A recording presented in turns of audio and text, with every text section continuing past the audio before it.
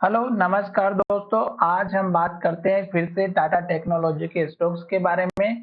और ये स्टॉक्स अगर आप देखेंगे तो लगातार जब से लिस्टिंग हुई है तब से नीचे की तरफ जा रहा है और डाउन ट्रेंड को इंडिकेट कर रहा है।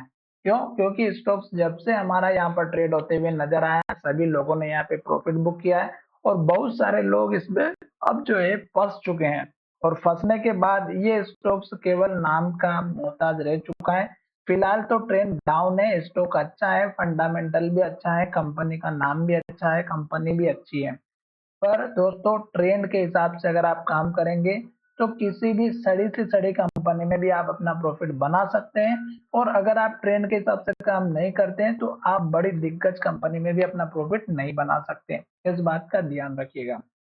अब देखिएगा कि स्टोक्स ने इस लो को तोड़ के यहाँ लो बनाया, फिर यहाँ लो बनाया, फिर यहाँ पर बनाया, फिर यहाँ पे बनाया और फिर यहाँ पे। अब स्टोक्स में अगर आप देखेंगे तो मैंने आपको फिर से यहाँ पर एक वीडियो के माध्यम से बताया था कि ये स्टोक्स फिर से इन्वर्टेड हैमर कैंडल बना चुका है और यहाँ से स्टॉक इस लेवल को ब्रेकआउट नहीं कर पा रहा है। 3 दिन से अगर आप देखेंगे तो 1027, 1029 और 1010 का 1026 का, यानी कि 26 से लेके 29 का जो लेवल है ये स्टॉक्स का ब्रेकआउट नहीं हो रहा है। और यहीं से स्टॉक्स ने इन्वर्टेड हैमर बनाए और एक के बाद फिर से रेड कैंडल बना के लो बनाते हुए स्टॉक नीचे की तरफ जा रहा है। हाई की अगर बात करते हैं तो स्टॉक का हाई ऊपर है, फिर हाई नीचे बना, फिर हाई और नीचे बना, अब हाई मुझे लग रहा है ये बन रहा है।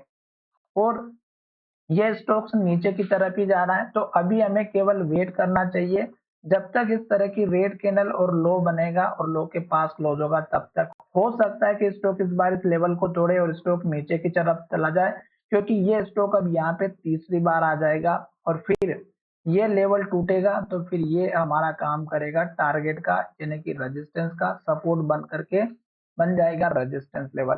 साथ ही आप देखिएगा ये जो लेवल है हमारा यहाँ पर 1005 का, ये लेवल अब हमारा सपोर्ट का है। तो अब मुझे लग रहा है कि कल के दिन शायद ये लेवल टूट जाए और स्टॉक यहाँ से नीचे चला जाए। तो ये 1005 का जो लेवल है आपको इसका वेट करना चाहिए। दूसरी बात, आपको इमीडिएट एक्शन नहीं लेना है। क्यों? क्योंकि स्टॉक्स का जो ट्रेंड है वो डाउन है।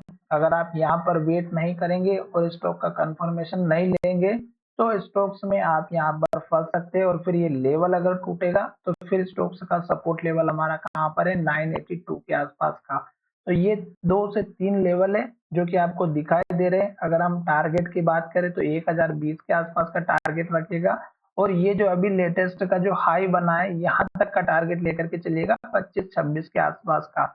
इससे बड़े टारगेट की अगर हम बात करें तो छोटा सा एक टारगेट और यहाँ पर है 1033 का। इससे बड़े टारगेट की तरफ अभी हम बिल्कुल भी नहीं चलेंगे। हो सकता है कि स्टॉक यहाँ से लॉन्ग टाइम में एक अच्छा प्रदर्शन करे, पर फिलहाल अभी तो ये ट्रेंड डाउन है और ट्रेंड डाउन है तो हमें वेट करना चाहिए।